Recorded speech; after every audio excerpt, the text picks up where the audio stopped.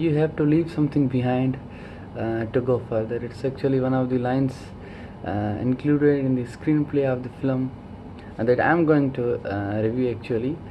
The guy who has made this movie he's again one of my personal favorite filmmakers. So that movie is actually Interstellar, released back in 2014. As I told you, it's a science fiction movie that focuses actually the storyline of Interstellar is set in a dystopian period actually. But at this point, I would say that it's a kind of superficial and very thorough review of this cult classic film, I would say. So, as I told you, the storyline of Interstellar is set in a dystopian period where humankind is striving and struggling for the living actually. And what are those ingredients that are making humankind to struggle in that movie actually? The windstorm is there, and crop harvestation, the fields actually, the crop is gone, it's destroyed actually. Ex-NASA pilot, the role is played by Matthew. He's a very fine actor actually. And meanwhile, a guy is given a task to search a new kind of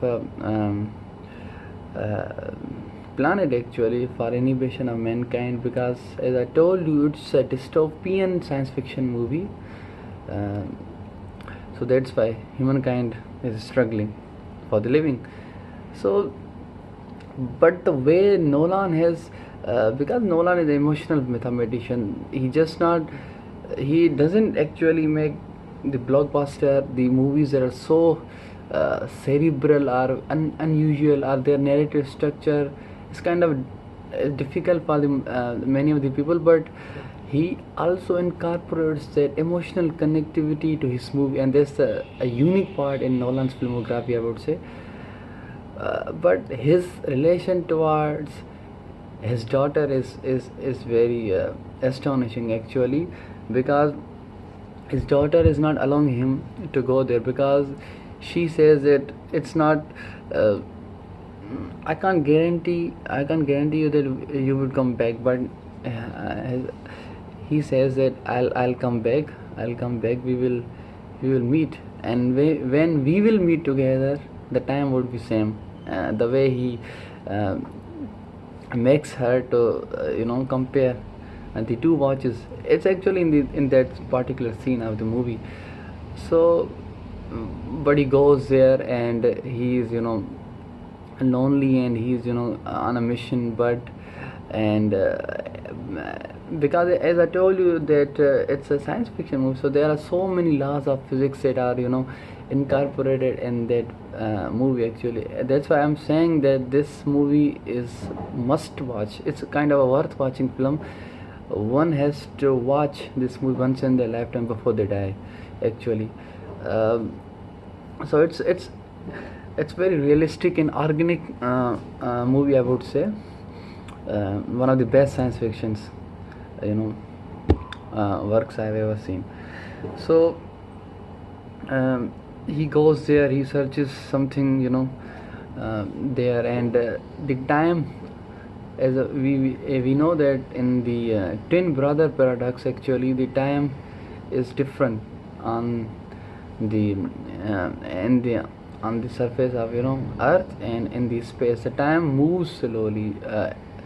On the surface of Earth we have a time that moves quickly all the time, whether it's a physical time, whatsoever, a biological time, every time. But in the space, in the outer stratosphere, the time moves quite slowly.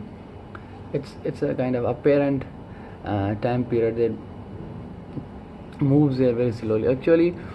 So she's not allowing her to do so, but he has to go. He has to do this mission for not just for his daughter, but for whole the mankind actually, because it's a dystopian period.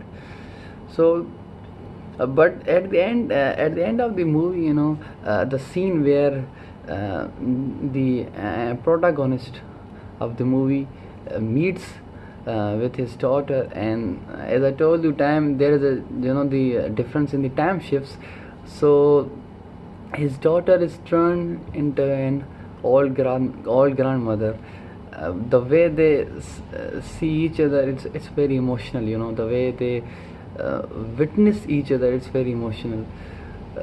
So these are some of the things that I personally like in Interstellar. And there are so many concepts of science. Time inversion is there, time dilation is there, entropy is there, the gravitational law, the concept of black hole. So many things are there, and I'll review all these things later on this video, whether it's the cinematic craft of Mr. Nolan, the maker of Interstellar, or Interstellar itself in a comprehensive way.